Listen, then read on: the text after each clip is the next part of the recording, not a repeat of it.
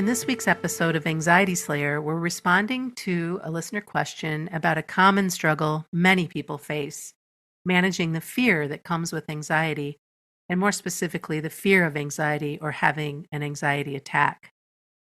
And before we dig in, we'd like to give a shout out to Cynthia for supporting our work as a brand new patron. If you'd like to join Cynthia as a patron, you can do so and unlock a community of support, guidance, and inner calm, plus more than 200 downloads. Join today at patreon.com/anxietyslayer. Hey, Ananga, Hey, Shan. we got another excellent question from our Facebook group to talk about today, and that's how to release the fear of the fear. And I'll just share the question in full, and then we can go from there.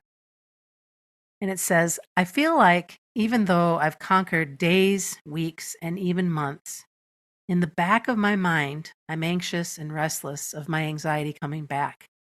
It's as if I love to hate it, and that makes it linger longer.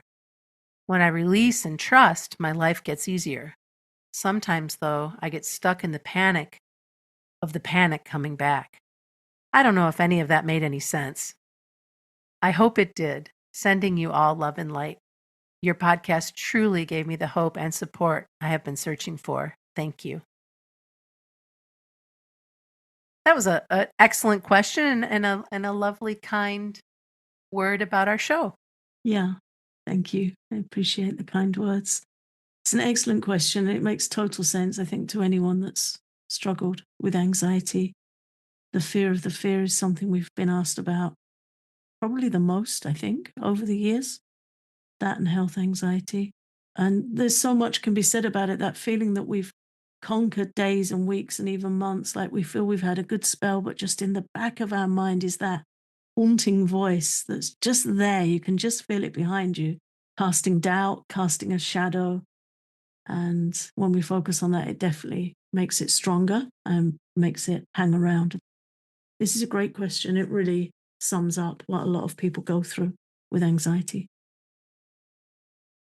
And I've noticed that there's some symptoms that can come along with this fear returning or the fear of the fear that we're talking about. And for each and every listener, it might be something a little bit different.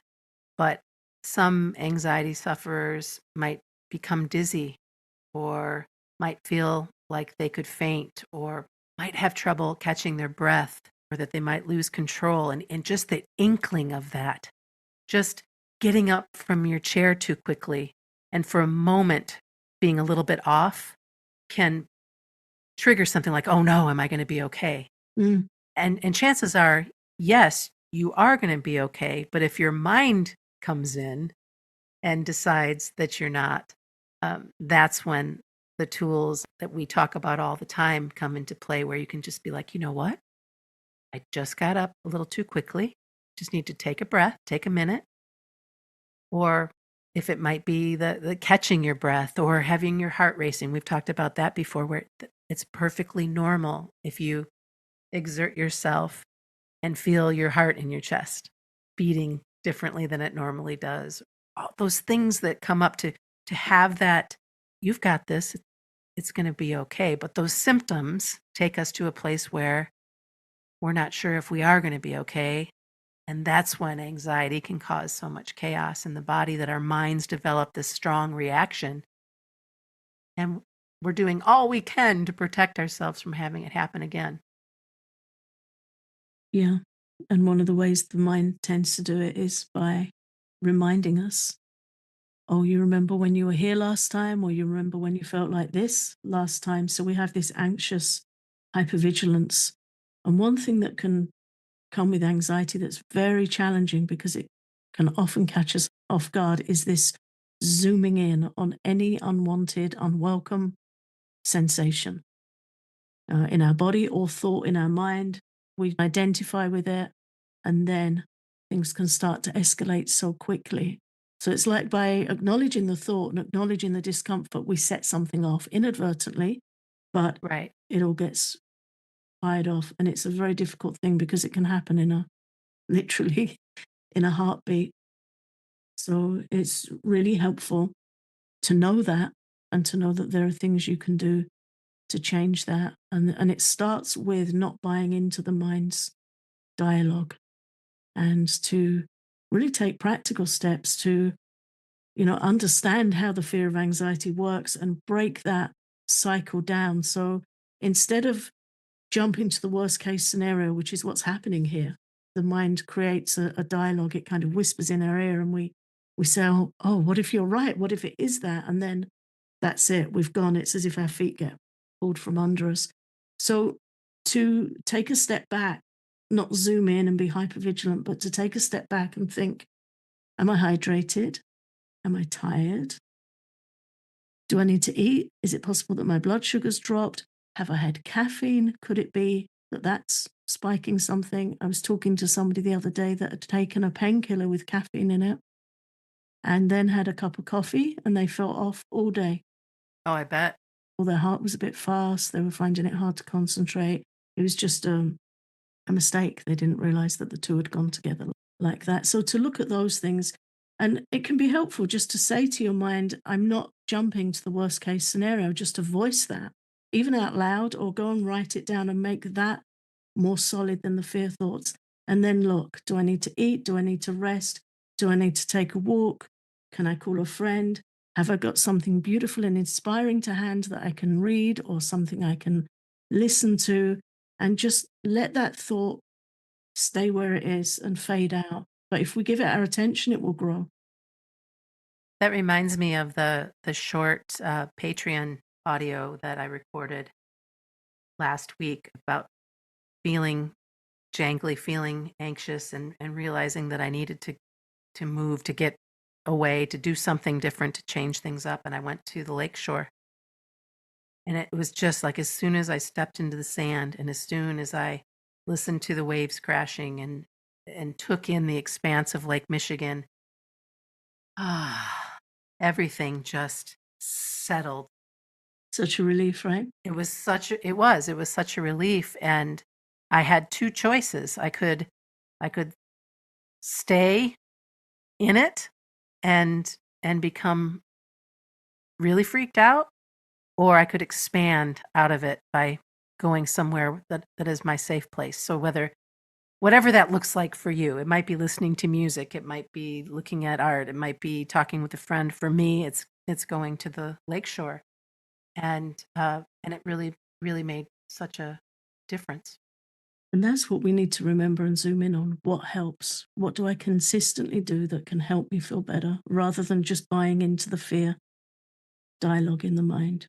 Yeah. It's just this hypervigilant fear that's worrying. What if this happens again? How will I cope? Am I going to lose control? Am I going to pass out? Am I going to be stuck with anxiety forever? And none of those are facts. They're just thoughts. And there's so Right. much we can do to help those possibilities not come into play. And one of them is by not buying into the dialogue and to be aware of the things we can do that help us, even if it means having it on a piece of paper on your fridge.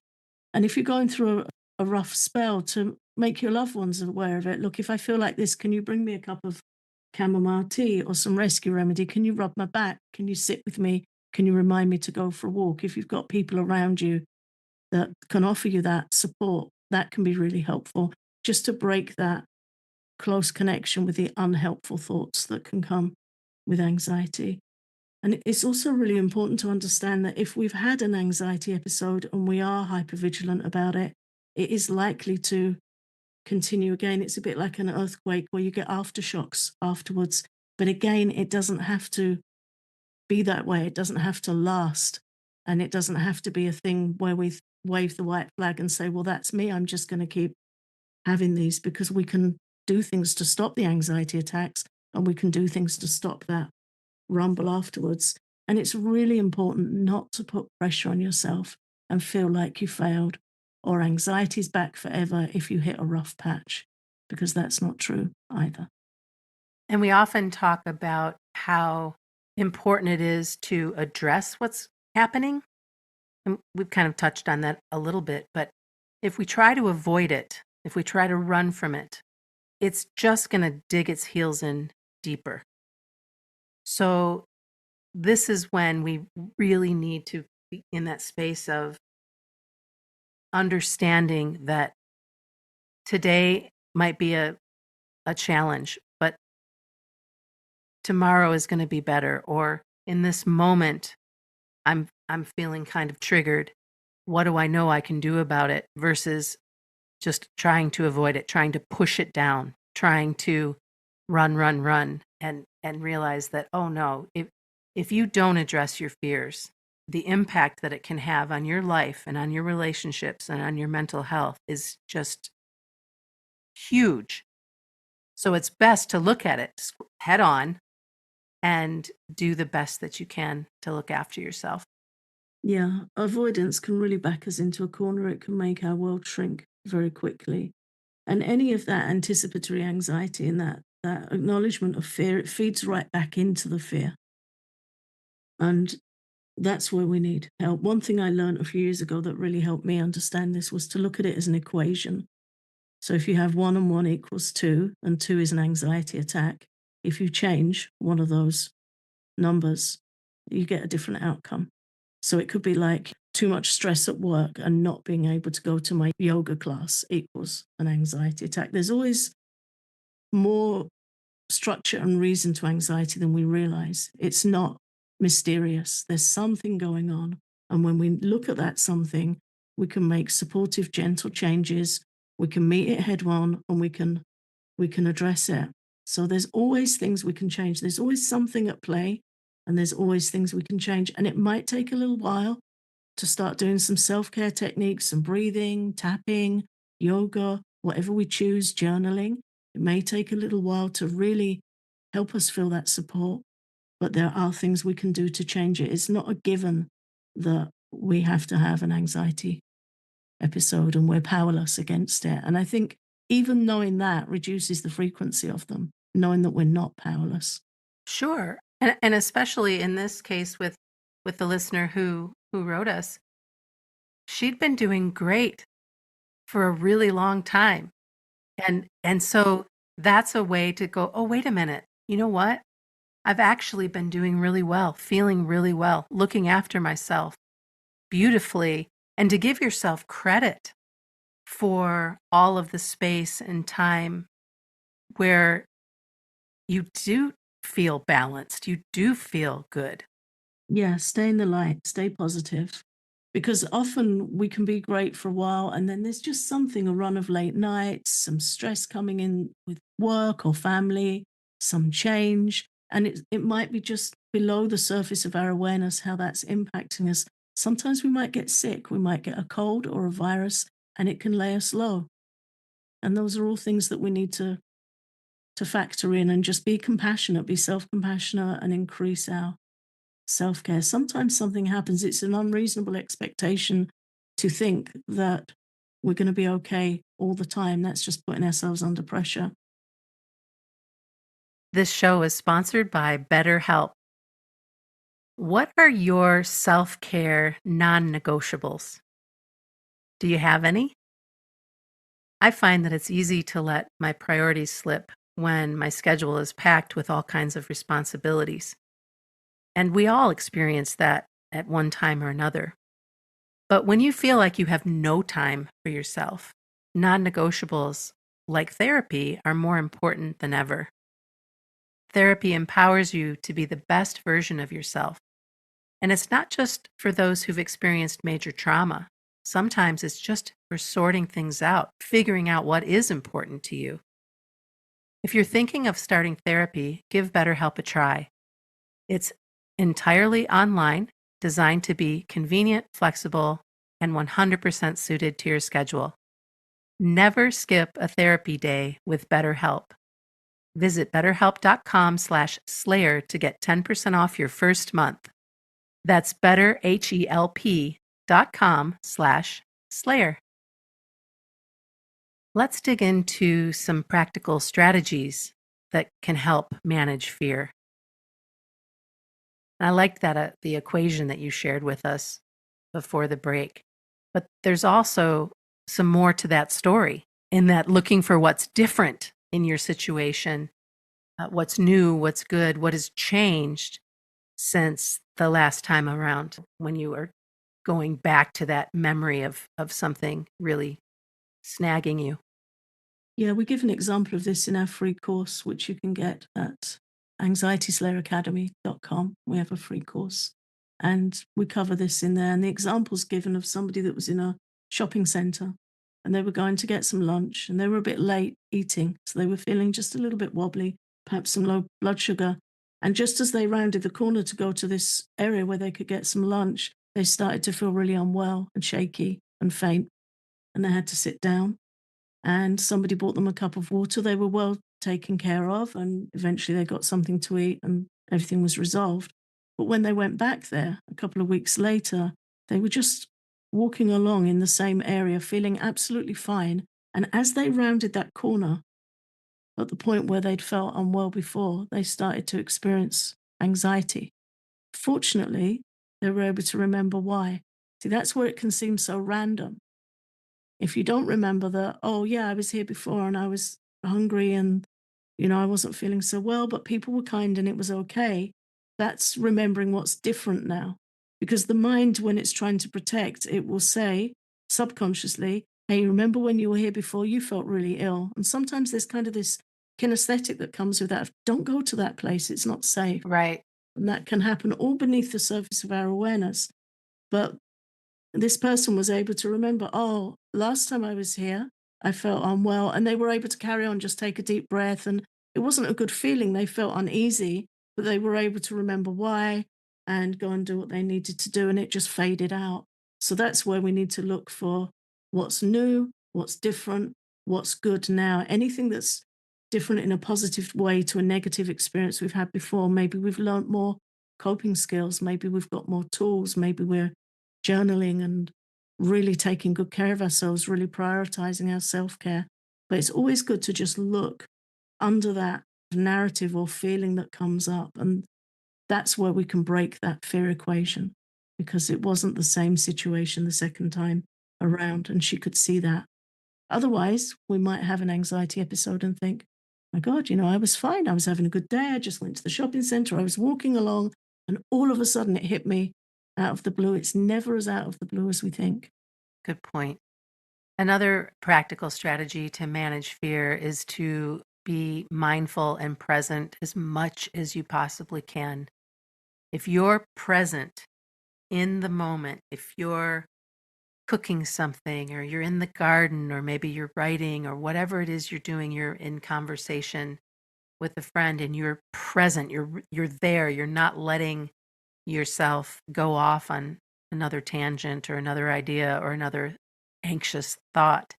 Being in that moment is going to reduce the fear of future anxiety because you keep inviting yourself back to it. It's kind of like when you're meditating and you catch yourself, you catch your mind floating away and you invite it back. You just invite it back and you invite it back as many times as you need to be in that space of whatever it is that you're doing. Yeah. And there's a really helpful, simple practice with that. It's a truth of the moment practice where we have these what if thoughts in our head. And if we credit them with any truth, they're going to get stronger and we're going to just suffer more. That's simply how it works. But if we can enter into the truth of the moment and we can tell our mind, this is what's true right now. I'm here and I'm doing this. So it can be I'm in the bathroom cleaning my teeth. I'm in the kitchen making tea.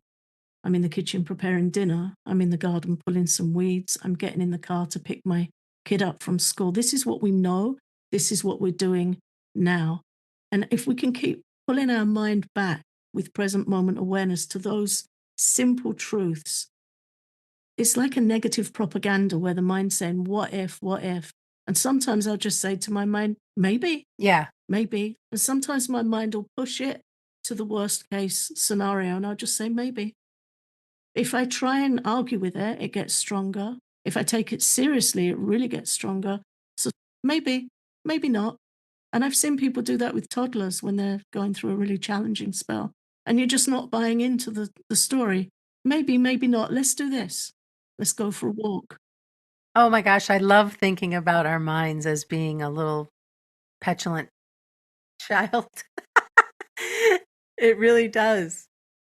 It takes the power away, but it can persist like a child that's having a tantrum. It can really push it. And if we just don't give it any energy at all, it's simple, but it really helps. It's one of the most helpful things I've learned.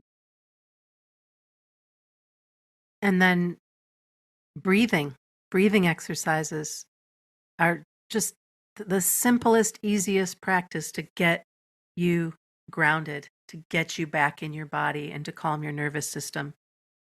Even if it's just a few deep belly breaths, it doesn't have to be anything more than that, other than, oh, you know what? I'm starting to feel a little bit out of my body.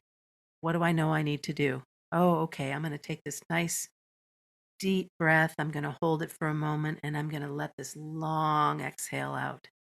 And I'm going to do that again and I'm going to do that again. And then, like magic, you start to feel more calm and relaxed. Well, it's not magic at all. It's just stepping in and doing what you know your body needs to calm your nervous system. Yeah, because you're doing two things that help. One is that you're turning proactively to something that's calming rather than buying into the anxiety propaganda. And the other thing is that our rate of our breathing is directly connected to the rate and speed of our thoughts. So you slow your breathing down, you slow your thoughts down. It's very simple. And again, it's good to have an exercise that you like and you're familiar with so that you've got something there ready to go.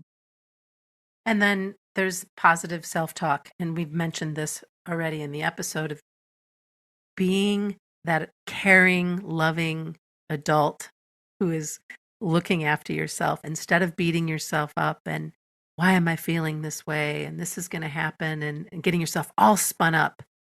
Come to that place with being really sweet and saying, oh, honey, isn't that interesting that that's coming up right now? What do we know we can do? Or what if that's not even real? What if that's just something that you're buying into right now and or whatever the languaging is when you talk to yourself. I find myself being really extra sweet, sweeter than I've ever been, to just come back and almost like I'm giving myself an embrace and saying, yeah, I know this has felt a little upside down in the past, but that doesn't mean that that is the case now. What do you know you need to do? What do you know works in this situation? What have you done before type of a thing. And it's like talking to somebody you love. You're talking to somebody you love. There's an opportunity there as well to improve our relationship with ourselves and improve our self talk. And sometimes with anxiety, one of the best things we can do is to see it as a challenge and rise to it. You know, I'm not going to be defeated. That's something I write in my journal often in the morning. I'm not giving up. I'm just going to keep learning and keep trying. And sometimes in the morning, I'll make a note in my journal. Today is a day of extra care. I can feel I'm a little off balance and I need extra care today. When we speed up, when we're out of balance, we start to wobble more. If we try and push through, we amplify the imbalance. So, yeah, positive self talk really helps. You might like to have some recorded or written affirmations that you can listen to or read. And again, have them to hand. Stick them on the fridge, keep them in a little journal that you keep in your pocket that you keep with you. Have things to turn to with you that you can just pull out in these challenging moments. It changes everything. One of the affirmations that I really enjoy and think is helpful is I am what I am, and that is enough. I am what I am, and that is enough. I am where I am, and that is enough. So that we don't turn on ourselves and make things worse because you are who you are, and that is enough. Exactly as you are right now in this moment. Yeah, the worst thing we can do is turn on ourselves. It causes so much internal stress, disappointment, all kinds of complex patterns that we can be running, and anxiety loves those. It's just going to feed on them. And then, of course, a wonderful strategy to manage fear is tapping. Yeah, one of the best. One of the very, very best things that you can do is learn EFT tapping. And you don't even need to learn it if you feel overwhelmed. Sometimes with anxiety comes overwhelm. You can learn it if you want. And we have several courses if you want to really explore it in depth. But we also have guided sessions. There's one in our free course that we mentioned at anxietyslayeracademy.com. There's a tapping session there. But we also have on our Patreon at patreon.com/anxietyslayer our SOS guided tapping sessions. One's just 3 minutes long. I think one's about 7 minutes long. So you can get those. And it's very to the point how to stop anxiety when it all feels too much, when everything feels too intense, too much. You feel like you're starting an anxiety episode. If you follow along with that tapping session, it will bring the anxiety right down very quickly. Let's wrap up today by sharing some of the resources and why it's important to build a support system when you're struggling with the fear of the fear. Yeah, I think it's like, if you're going on a trip, there's certain things you're going to want to know you have with you, especially if it's a trip where it's unfamiliar or you feel a little bit anxious about it. There are things that you're going to put on your list that you want to take. And we need that with anxiety. We need that Anxiety Slayer care kit. We need to lean into it with a sense of challenging anxiety and a little self-support that we're going to try and do all we can to make this more comfortable. So knowing when to seek professional support to notice and change our patterns, really helpful. Having something on your phone you can listen to, having a little self-care pocketbook or journal where you've got techniques written down that have helped in the past. Just having those things to hand, maybe some Bart Flowers rescue remedy. In other episodes, we've shared how to create an Anxiety Slayer care kit and the things we recommend you have there. But just to have that support, things to listen to, things to read, breathing techniques, a few little items to carry with you. Again, that makes all the difference because there's a helplessness when we feel like anxiety can just come at us from nowhere and we don't know what to do. If we know what to do, if we've got some things to do, that's another way of breaking that anxiety equation and it leads to a completely different outcome. Fear is natural. Let's just remember that too, that fear is a natural response, but it doesn't have to control your life. It doesn't have to be front and center. By understanding your fear, by addressing it head on, using some of the strategies that we've shared today, you really can reduce its power and live a more fulfilling, anxiety-free life. And before we go today, just a heads up, Ananga and I are taking a summer break for the next couple of weeks. And in lieu of replays, we're just going to have a hiatus. We'll be back in September with all new episodes for you. So please come back in September. And in the meantime, you can go back and revisit any number of our 705 episodes over the next couple of weeks. And thank you so much for listening. If you love our podcast, please consider exploring our Patreon for loads of Anxiety Slayer extras for calming anxiety, including exclusive posts, guided meditations, tapping sessions, and so much more. Learn more at patreon.com/anxietyslayer.